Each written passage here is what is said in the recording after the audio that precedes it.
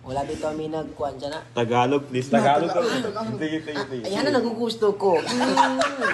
Yan ang gusto ko. Magatagaw. Sige ka, sige. Yan ang nagusto. Kahit konting tagaw ka na masasabi ko rito, asa maintindihan mo. Oo.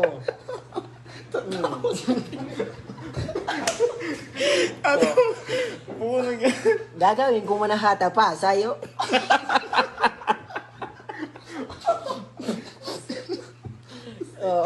Gagawin ko ang hatay. Kahit na mahihirapan ako magsalita na para maintindihan mo, nagagawin ko. Karel, anito na ako, Karel. Magtagalog na ako para sa'yo.